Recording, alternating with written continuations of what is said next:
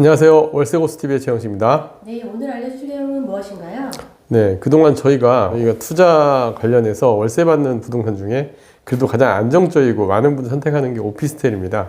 근데 오피스텔을 선택을 할 때 많은 분들이 이제 오해하는 것 중에 하나, 오해라기보단 실제 현실적일 수도 있죠. 아파트랑 비교해서 오피스텔 관리비가 너무 비싸다. 어떤 경우는 원룸 조그만 오피스텔인데 거의 아파트 가까운 관리비가 나온다. 그런 사례들도 실제로 있었고요. 이게 왜 그런 관리비가 비싼지를 한 번쯤 여러분들도 이해를 하고 알고 계셔야 되고, 또 내가 어떻게 그럼 이런 상황이 발생했을 때 좀 관리비를 낮추거나 아니면 어떻게 하면은 우리가 관리비를 좀 잘 유지할 수 있게 할 수 있을까, 이런 내용을 좀 오늘 얘기를 할까 합니다. 기본적으로 아파트하고 오피스텔 관리비가 차이 나는 이유는 약간 미세한 차이가 나는 이유들이 있습니다. 그거는 기본 법령 자체도 틀리고, 그 다음에 아파트는 전용률이 전체 면적 가운데 한 70% 이상 되는데 오피스텔은 50% 내외인 경우가 대부분이죠. 주차장이 크게 차지하고 있다든가 아파트 대비 공용면적이 넓어서 전용률이 낮은 경우도 있고요. 그래서 공용면적 기준으로 오피스텔 관리비가 부과되니까 비싸게 되는 경우도 있고, 그 다음에 세금적인 측면에서도 아파트 같은 경우는 전용 85제곱미터 이하는 부가가치세 면세 대상자가 되지만 오피스텔은 업무용으로서 10% 과세되는 상황도 있습니다. 그 다음에 전기요금 체계도 좀 다르고, 단지 규모도 아무래도 아파트는 대단지이고 오피스텔은 소규모 단지로 돼 있다 보니까 같은 인건비가 발생을 하더라도, 같은 관리소장 급여가 있더라도 n분의 1 자체가 차이가 크다 보니까 관리비 차이가 발생할 수 있습니다. 물론 그렇다고 소형 단지하고 소규모 오피스텔을 비교하면 또 그래도 오피스텔이 비싼 경우가 많이 있죠. 그 다음에 이제 주차시설 같은 경우도 아파트는 대부분 자주식, 그리고 오피스텔 같은 경우는 기기식이 혼용이 되는 경우들이 또 서울 같은 경우는 대부분이에요. 그러다 보니까 유지비가 높을 수 있습니다. 그 다음에 편의 서비스도 아파트 같은 경우는 아파트 자체의 관리 기준에 따라 경비 인원이 투입이 되지만, 하이엔드 오피스텔 같은 경우는 심지어 발레 서비스가 있는 경우도 있고 호텔식 보안으로 이루어진 경우도 있는데, 이런 경우는 워낙 사무실처럼 관리 비용이 높을 수밖에 없죠. 근데 이렇게 이제 표면적인 이유들로 인해서 차이가 있는데, 근데 최근에는 오피스텔도 관리가 잘 되는 곳들은 아파트 정도의 관리비로 운영되는 곳들도 많습니다. 결국 이 얘기는 진짜 관리비가 비싼 이유는 따로 있다는 거예요. 그 따로 있는 이유는 딱 한마디로 요약을 하면 이렇게 됩니다. 소유주의 무관심입니다. 오피스텔 관리비가 비싼 이유는 왜 소유주의 무관심이 문제가 되느냐? 아파트 같은 경우는 대부분 거주하는 사람들이 실제 소유자가 많아요. 그래서 실소유주들이 거주를 하다 보니까 늘 관리사무소를 감시하고 모든 소유주분들이 불편한 걸 바로바로 수정해 나갑니다.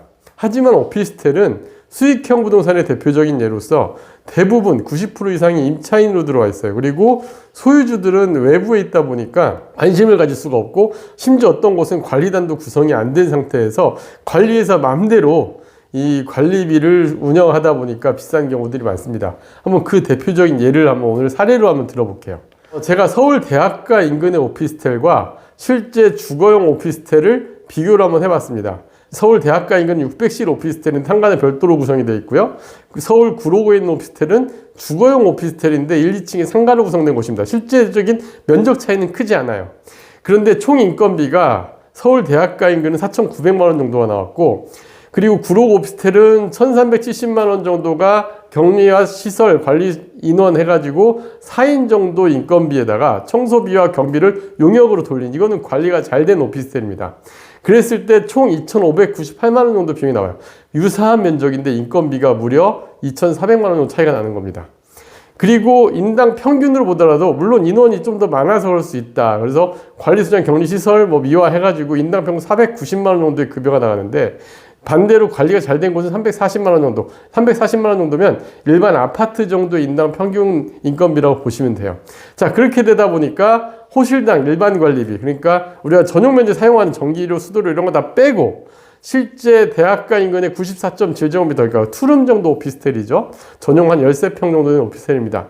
이게 한 전용 사용료 뺀 일반 관리가 12만 5천 원이 나오는데, 반면에 아파트 20평대 사이즈 가까운 구로구 오피스텔은 10만 6천 원의 관리비가 나옵니다. 이 정도면은 아파트 20평대랑 오히려 약간 더 저렴하거나 비슷한 편이라고 보면 될 것 같습니다.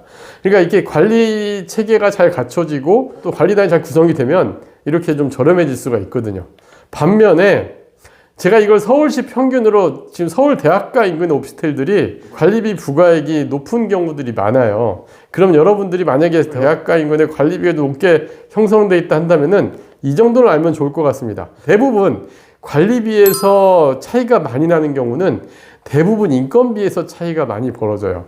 다른 거는 솔직히 일반 경비, 사무용품비나 뭐 기타 뭐 시설 관련된 비용들은 영수증이 첨부되고 실제 모든 게 다 밝혀내는 게 어렵지 않아요. 근데 어려운 거는 바로 급여예요. 대부분 인건비가 90% 이상 차지합니다. 그러다 보니까 인건비의 평균 금액 정도 여러분들이 알아놓으면 좋아요. 일단 오피스텔 관리소장 평균 급여는 뭐 세대 수에 따라서도 조금씩 다른데 150세대 미만, 중급, 대형, 500호실 이상의 전기기사 자격증, 전기선임이 필요한 오피스텔들, 이런 오피스텔에 따라서는 차이가 좀 있지만 대략 서울 오피스텔 평균 관리소비 소장 급여를 보면 한 400만 원 내외다 보시면 될 것 같고요. 시설직 평균은 한 300만 원 내외, 미화원 평균은 한 200만 원 내외 정도가 어느 정도 평균 급여로 나와 있습니다. 그리고 요거는 제가 실제 조사를 통해서 확인해 본 내용인데 요 급여를 그대로 한번 적용을 해 볼게요. 서울 대학가 인근 사례의 한 오피스텔의 관리비 부과액을 봤습니다. 관리소장 급여, 시설 3인, 관리 3인, 미화 5인으로 약 600실 이상 되는 오피스텔 지금 사이즈에서 현재 부과된 금액을 그대로 나눈 거예요. 5천만 원 정도가 월 관리비로 부과가 됐었고, 이거를 만약 서울시 평균으로 비교를 하니까 3,600만 원 정도가 나옵니다. 그러면 이 직원 1인당 평균 금액이 지금 대학가 인근에 관리단이 구성 안 된 곳, 관리회사에서 마음대로 부과한 곳이 423만 원인데 반면에 서울시 평균 급여로 치면 300만 원 정도의 급여가 나오는 거죠. 이 금액 차이가 각 호실 원룸으로 구성된 오피스텔이거든요. 전용 7평짜리 원룸에서 일반 관리비가 8만 1,000원. 만약에 여기에 전용 사용료, 전기료, 가스를 다 했을 때 13만 원에서 15만 원 사이에 관리비가 나왔었습니다. 반면에 이걸 서울시 평균 금액 정도 적용을 하게 되면 정말 관리가 잘 된 오피스텔 이렇게 관리비가 나와요. 한 5만 7천 원 정도니까 여기에 전용 사용료 하면 10만 원 초반 정도의 관리비가 나오게 돼요. 그러니까 10만 원 초반 정도면 여러분들이 원룸 오피스텔들 관리 잘 된 곳들이 한 이 정도 관리비가 나오거든요.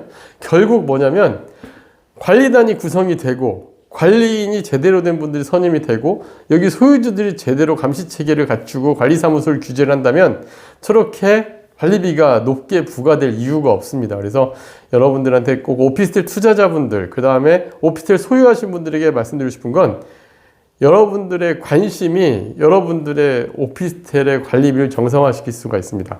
관심을 갖고 늘 감시하고 아파트처럼 운영이 돼야 되는데 이렇게 되는 경우가 많지 않다 보니까 많은 관리회사들에서 좀 약간 부정한 방식의 그 관리비가 부과되는 경우들이 많은 거죠.